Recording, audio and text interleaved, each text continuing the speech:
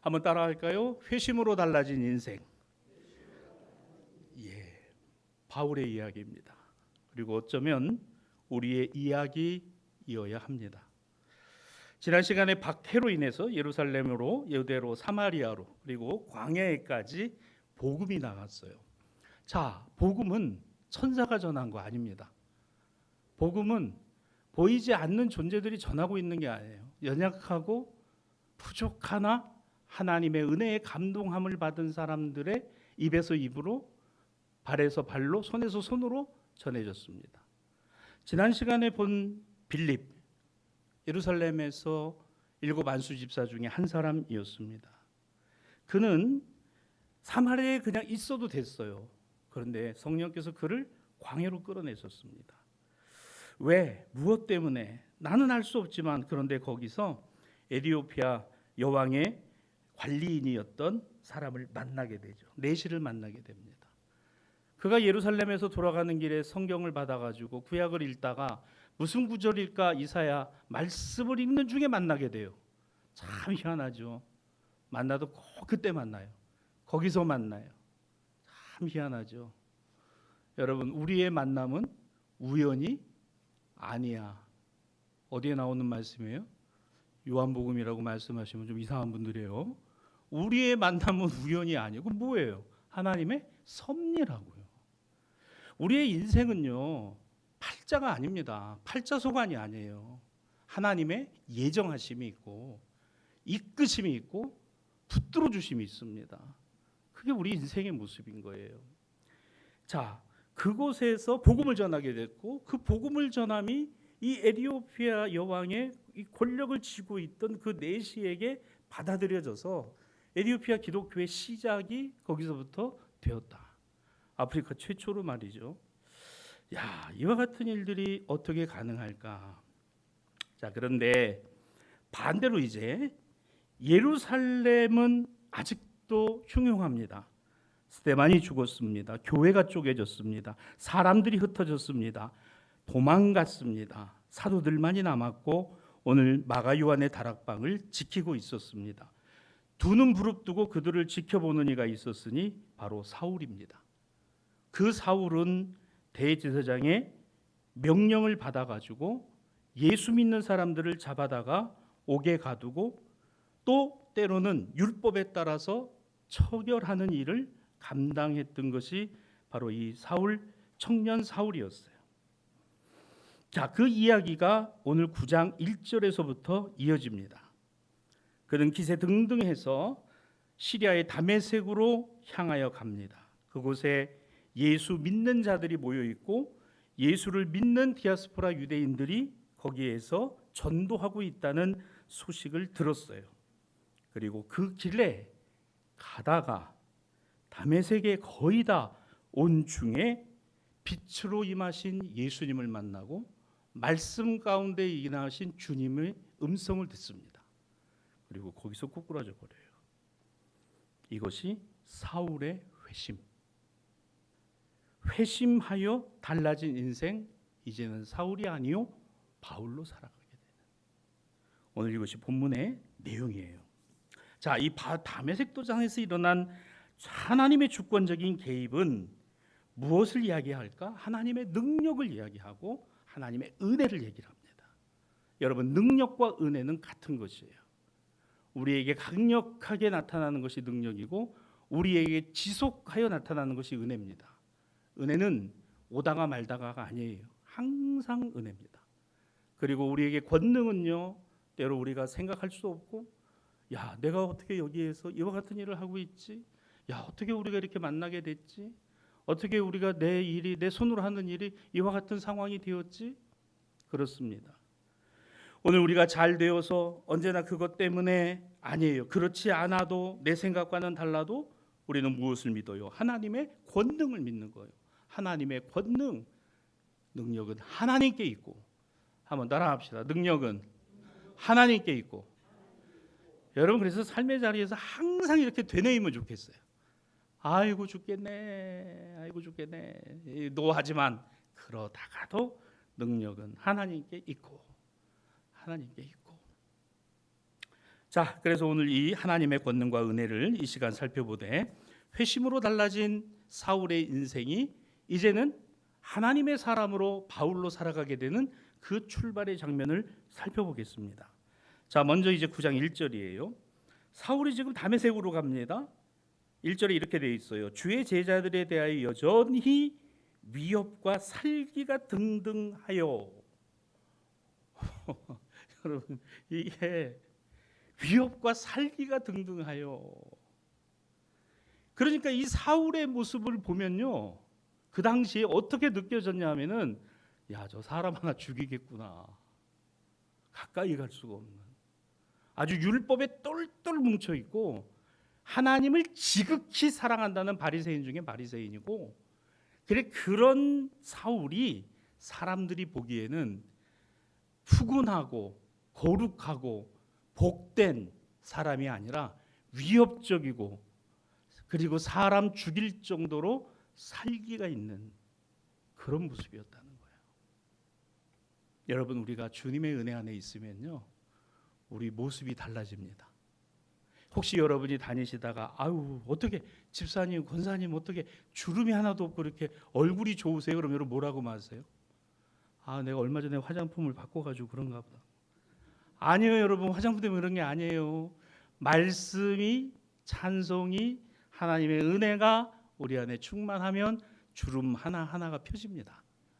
믿습니까? 아, 진짜 그래요, 여러분. 여러분, 제가 어디 나가서 저 몇 살처럼 보이세요? 그러면 아유, 장로님 너무 많이 제가 57이라고 그러면 깜짝 놀래요. 그렇게 안 보인대요.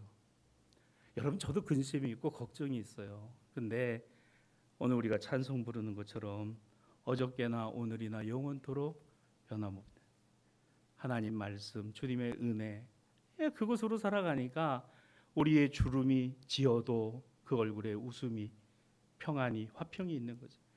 여러분, 예수 평생을 믿었는데 위협적이에요. 가까이 갈 수가 없어. 막 금방 터질 것 같아. 거기다 살기가 있어요. 이러면 되겠습니까? 사울이 딱 그랬어요. 스데반 하나 죽여보니까 두렵지도 않은 거죠. 그는 망나니가 아니었습니다. 대단한 학자였어요. 지식인이었습니다. 로마의 시민권을 갖는 사람이요, 젊은이였습니다. 총만 받는 유대의 차세대 지도자였어요. 그런데 겉모습은요, 위협적이었고 사람 죽일 모습이었다. 사랑하는 여러분, 그리스도인은요, 사람을 죽이는 모습의 사람이 아니라 죽어가는 사람을 살리는 사람의 모습이에요. 이것이 주님이 우리에게 보여주신 겁니다. 주님은 세상을 죽이러 오신 분이 아니에요. 세상을 살리러 오셨다. 내가 죽더라도 세상을 건지시고 구원하신 것이 오늘 주님의 사랑이었기 때문인 거죠. 야, 사울의 인생이 이렇습니다. 사람을 향하여 위협과 살기가 가득했어요. 예수 믿는 사람들, 주의 제자들에 대하여 여전히 그랬다는 겁니다. 그는 예루살렘의 성도들을 옥에 가두는 것에 나아가 스데반의 죽음도 눈 하나 깜짝하지 않았습니다. 그리고 이제 다메섹을 가요. 이스라엘의 북쪽입니다. 시리아예요. 예루살렘부터 직선거리로 240km입니다. 결코 짧지 않은 거리예요. 지금도 이 도시가 있죠. 시리아에, 다마스커스입니다. 이 다메섹이에요. 이 다마스커스라는 도시가 지금도 고대 도시로 남아있는데 지금 못 갑니다.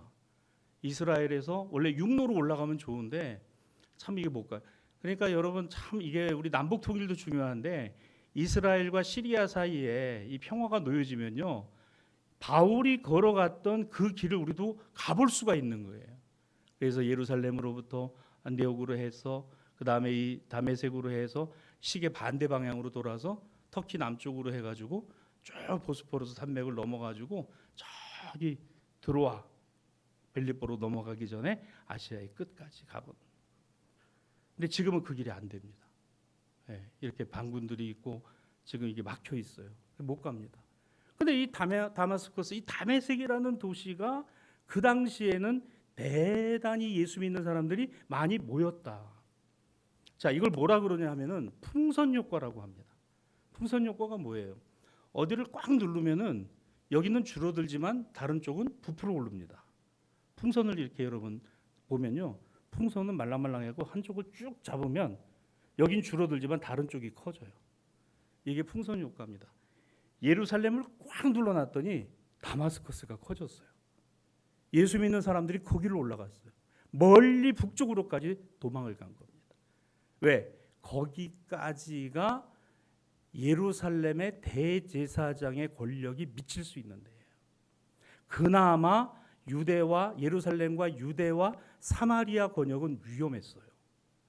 그 대표적인 예가 스데반이 죽었습니다. 율법으로 죽었어요. 그러니 여러분 거기 있을 재간이 있습니까? 그래서 올라가고 다메섹까지 올라간 거예요. 이 다메섹은 지금도 그렇습니다만 북쪽으로부터 내려오는 길과 남쪽 예굽을 향해 내려가는 길에 길목에 있어요. 굉장히 중요한 요충지입니다. 그러니까 그런 곳이 있다 보니까 많은 사람들이 거기에 모이고, 모인 가운데 유대인도 있었고 엘라인도 있었고 로마인도 있었고, 거기서 예수 믿는 사람들이 모여 있다, 그리고 전도한다라는 이야기를 누가 들었어요? 사울이 들은 겁니다. 여전히 위협적이고 여전히 살기가 가득했어요. 그리고 대제사장의 명령서를 가지고 그곳에 갑니다. 가서 어디부터 지금 뒤질 참이에요? 회당부터 뒤질 참입니다. 이 다메섹에는 회당이 많았어요. 그러니까 유대인으로 안식일을 지키는 회당들에 들어가서 이제 소위 말하는 유대인 중에 율법을 거스르고 예수를 그리스도라 말하는 사람들을 핀셋으로 뽑아내는 일을 사울이 하려고 한 거예요. 그런 모습으로 걸어가는 사울, 의기양양하고 살기가 가득하고 대제사장이 준 공문서를 받아가지고 그 길을 갑니다. 240km 걸어서 일주일이 넘게 걸리는 길이에요. 그런데도 사울은 그 길을 그냥 갑니다. 오직 한 가지, 예수 믿는 사람들을 다 뽑아내겠다. 이런 열정 가지고 내달렸습니다. 자신은 의롭다고 생각했고, 자신은 절대로 율법으로부터 자신은 자유하다고 생각을 했어요. 종교적으로는 하나님을 사랑하고 오늘 율법을 누구보다도 사랑하는 사람이라고 사울은 자기 자신을 그렇게 생각하고 있었습니다. 오히려 그게 하나님과 대적하고 하나님의 뜻과는 상관없는 인생인데, 사울은 그것을 하나님을 사랑하는 것이고 내가 율법을 지키는 것이고 오늘 그것이 종교적인 열심이라고 여겼다는 거예요. 사울의 의로움과 이와 같은 마음이 예수 믿는 사람들을 향하여 살기로 나타나고 종교적인 열심으로 드러났습니다. 여러분, 이 종교적인 열심을 가진 사울은 나중에 하나님의 은혜를 받고, 이 다메섹 이후에 하나님의 은혜를 받고 그 은혜의 삶을 살아가면서 그는 전혀 다른 인생을 살아가게 됩니다. 그 전까지 그가 어땠나? 은혜를 받고 보니까 옛날의 삶이 참 부끄러운 거예요. 여러분, 내가 하나님의 은혜를 받고 보면요, 그 전에 내 삶이 참 부끄럽습니다. 그런데 그 삶을 하나님이 아세요. 그런데도 나를 책망하지 않으신다. 바울은 자기 자신의 그때를, 그 시절을, 그 청년 때를 이렇게 회상했어요. 빌립보서 3장 5절 6절입니다. 이 말씀을 보면 바울이 자기 자신의 그 시절을 어떻게 보고 있나 잘 보세요. 나는 난 지 8일 만에 할례를 받았고 이스라엘 족속이며 베냐민 지파에 속하였고 히브리인 중에 히브리인이며 율법으로는 바리새인이었으며 열심으로는 교회를 박해했고 율법의 의로는 흠이 없는 사람이다. 지금 그렇다는 게 아니라 은혜를 받고서 그 옛날을 돌이켜 보니까 자기는 여기에 매여서 살았더라는 거예요. 이게 다라고 생각하고 살았다는 겁니다. 자, 다시 5절을 보면요, 8일 만에 할례를 받고 그 율법의 틀 안에서 철저하게 율법을 지키는 출발을 가졌다는 겁니다. 이방인이 아니었어요. 베냐민 지파였어요. 여러분, 베냐민 지파에서 왕이 났죠. 누굽니까? 베냐민 지파에서 사울이에요. 유다 지파에서는요, 다윗입니다. 베냐민 지파가 작아도 왕가를 배출한 그런 지파였어요. 히브리인 중에 히브리인이다. 내가 유대인 중에 유대인인 사람이야. 그리고 율법으로는 바리새인이라 그랬습니다. 율법을 달달달달 외우는 사람이에요. 그는 가말리엘 문화에서 배웠습니다. 당대의 차세대 율법 지도자였어요. 그는 헬라어를 구사할 수 있었고 로마의 시민권을 갖고 있었습니다. 당대의 학자기도 했어요. 그런데 또 중요한 게 6절이에요. 열심으로는 교회를 박해했고 율법의 의로는 흠이 없는 자다. 자기는 그때 그렇게 살았다는 거예요. 나는 그런 사람이라고 믿고 살았다는 겁니다. 대단하지 않습니까?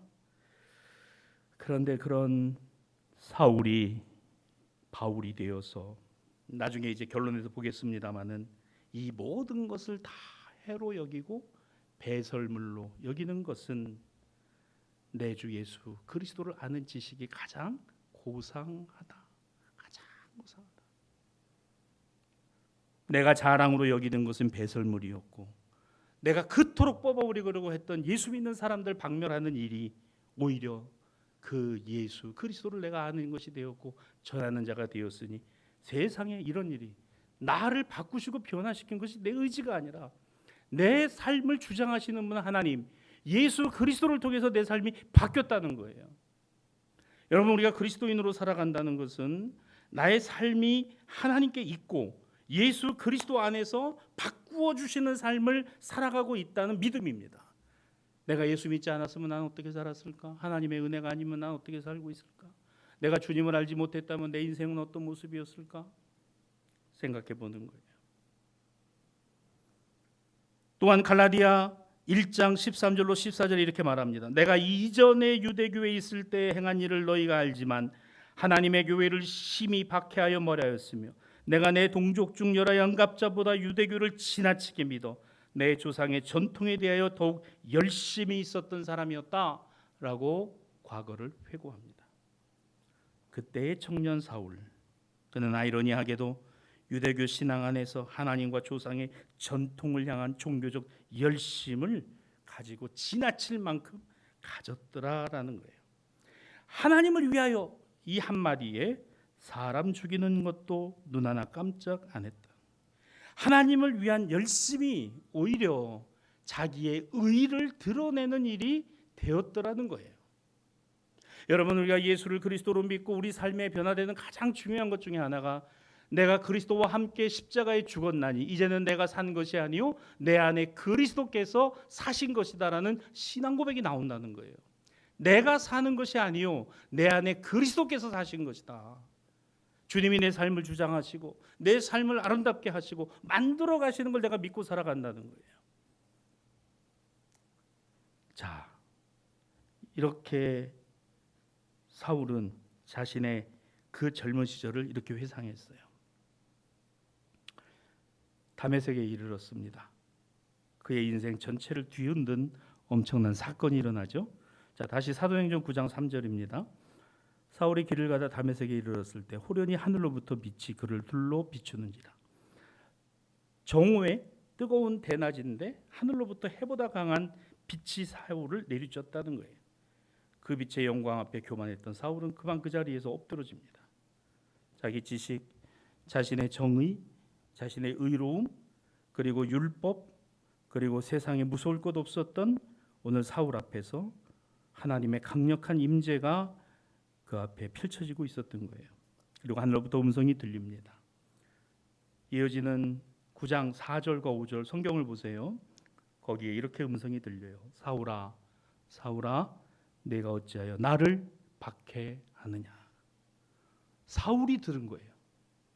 같이 가는 사람을 사울이 들었다고. 이거를 사울아, 사울아, 내가 어찌하여 나를 박해하느냐. 사울이 깜짝 놀라 묻습니다. 주여, 누구시니까? 누구시니까? 주님, 누구십니까? 그때 그의 인생을 완전히 뒤바꿔 놓은 음성을 또 하나 듣게 됩니다. 나는 내가 박해하는 예수다. 나는 내가 박해하는 예수다.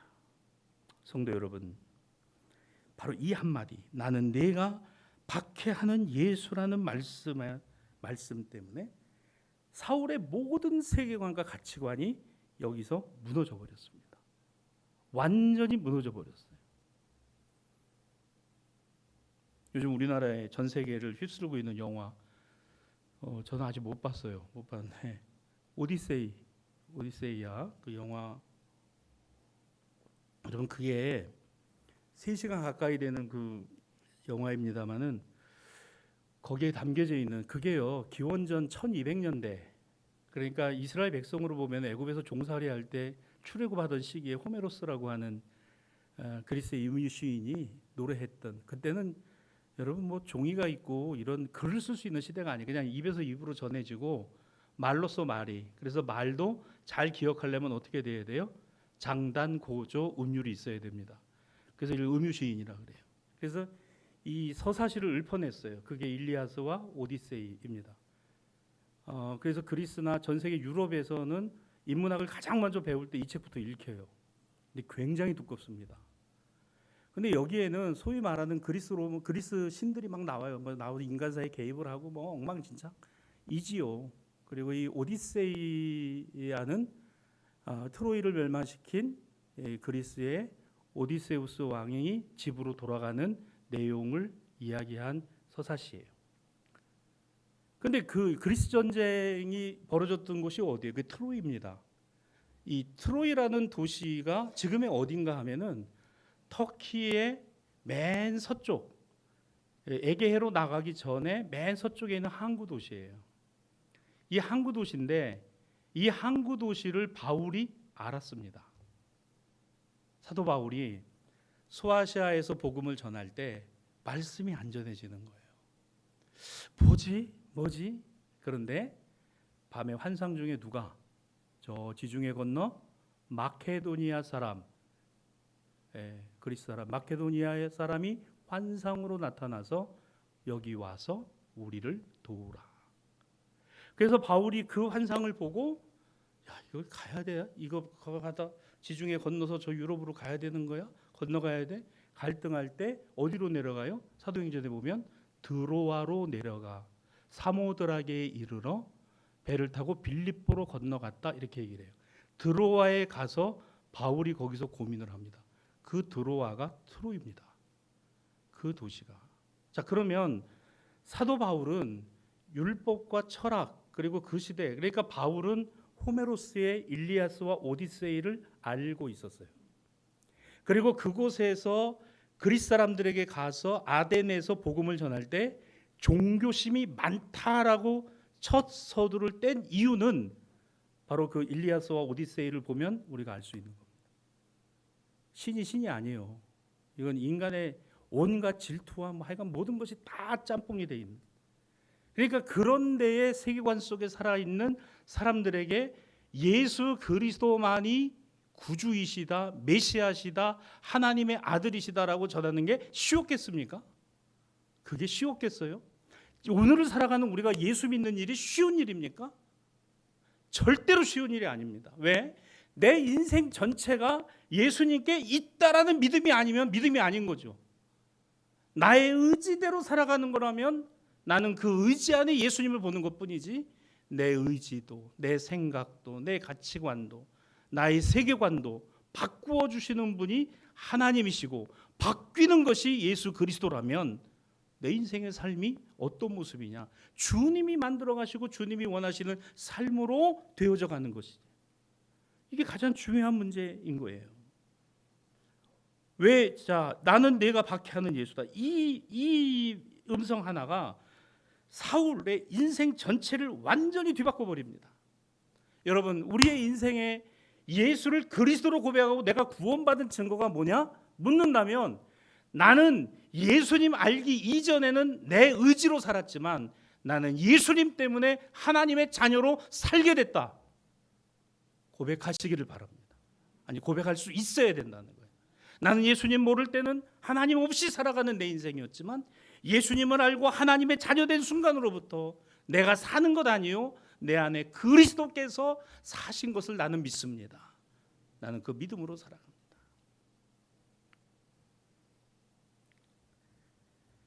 사울은 예수님을 이단자라고 생각했어요. 십자가에 못 박아 죽은 나사렛 청년으로만 생각했습니다.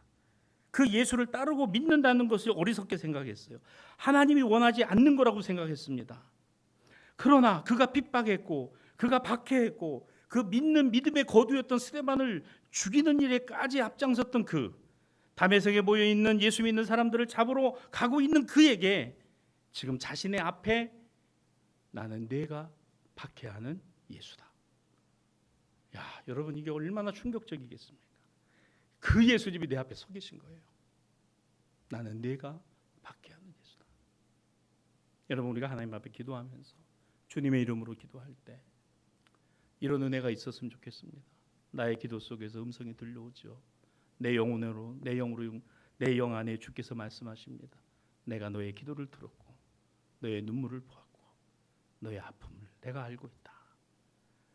그러면 우리 마음에요 감격이 있는, 주님 내가 원하는 대로 그것이 아니라 주님이 내게 필요한 대로 세상의 어려움이나 낙심과 절망 앞에 태산 같은 곳에 첨산줄령 같은 낭떠러지 같은 인생 앞에서 똑하니 내 앞에 서 계신 예수 그리스도가 보이는 거예요.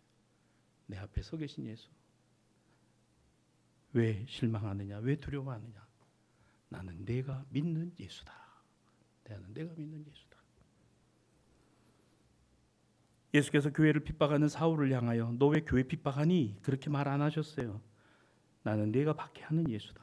교회는 그리스도와 하나요, 한 몸입니다. 교회가 바르게 세워지고 있는 것은 개인의 회심과 회개로부터 시작합니다. 여러분 회개는 어떤 10계명의 한 계명 한 명씩을 우리가 어겨서 그것을 돌이키는 것의 회개만이 아니라 우리의 신앙과 삶과 가치관과 세계관의 방향이 바뀌는 거예요. 방향이 바뀌어지는 겁니다. 여러분 빨리 가는 게 중요합니까? 정확히 가는 게 중요합니까? 빨리 가는 것보다 정확히 가야 합니다. 죄라고 하는 말, 회개라는 말이 뭐예요? 우리가 잘 아는 대로 회개라는 말은 관역을 맞추다라는 얘기고 죄는 관역에서 벗어났다는, 방향이 틀리다는 거예요. 세계관이나 가치관이나 이게 다르다. 오늘 그 안에서 중생, 그렇습니다. 거듭남이에요. 회심, 오늘 내 안에 역사하시는 은혜입니다. 회개, 오늘 구체적인 실천입니다. 우리는 이것을 성결, 성화라고 얘기해요. 여기에 주어지는 것이 은혜입니다. 은혜는 일회적인 것이고 단절적인 것만이 아닙니다. 은혜는 언제나 이어지고 있는 하나님의 사랑이기도 합니다. 사울에게는 이 은혜가 이어졌습니다. 빛과 음성 앞에 사울은 무릎을 꿇었습니다. 나는 내가 박해하는 예수다. 6절에서 그의 주님은 이 사울에게 일어나 성으로 들어가라. 내가 행할 것을 내게 이를 자가 있느니라. 사울이 땅에서 일어나 눈을 떴어요. 아무것도 볼 수 없었습니다. 눈은 뜨고 있었지만 눈이 소경이 된 거예요. 눈은 뜨고 있었지만 눈이 소경이었던 겁니다. 사도행전 9장 8절로 9절에 이렇게 말해요. 사울이 땅에서 일어났을 때 눈은 떴지만 아무것도 보지 못하고, 그래요. 눈은 뜨고 있지만 보지 못하는 소경이었고, 그는 두 발로 걸었으나 사람의 손에 끌려 다메섹으로 들어가는 사람이었습니다. 이제는 내 의지와 내 지식과 내 힘 가지고 살아갈 수 있는 그 존재가 아니었어요. 그 순간만큼은. 얼마 동안이에요? 9절입니다. 사흘 동안 보지 못하고 먹지도 마시지도 아니했다. 3일이에요. 3일. 그렇게 살기등등해서 예수 믿는 성도들을 잡으러 갔던 사울이 이제는 다른 사람의 손에, 다른 사람의 의지에서 살아갈 수밖에 없는 상황이 됐어요. 하나님의 강권적인 개입 앞에 자신의 육체적 능력, 의지, 학식 아무런 도움이 되지 못한다는 사실을 깨달았습니다. 그가 다메섹에 도착하여 사흘 동안 보지 못하고 먹지도 마시지도 못했다고 말합니다. 무슨 시간이었을까? 내가 산 것 아니요 내 안에 주께서 살고 계신 것이니, 내 힘으로 온 것이 여기까지였다면 이제는 내 힘으로가 아니라 주님이 나와 함께 하고 계심을 따라 살아가는 것입니다. 여러분 이 은혜가 저에게도 여러분에게도 있게 되기를 바랍니다. 매 순간순간마다 이것은 반복되고 또 반복되는 거예요. 내 힘으로 살아갈래? 주님 의지하며 살아갈래?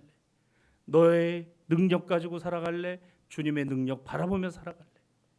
끊임없이 우리는 우리 자신에게 묻고, 우리의 영은 하나님의 영으로 오늘 주님 앞에 항상 우리 자신이 세워져 있다는 것을 우리가 깨달아야 한다는 것입니다.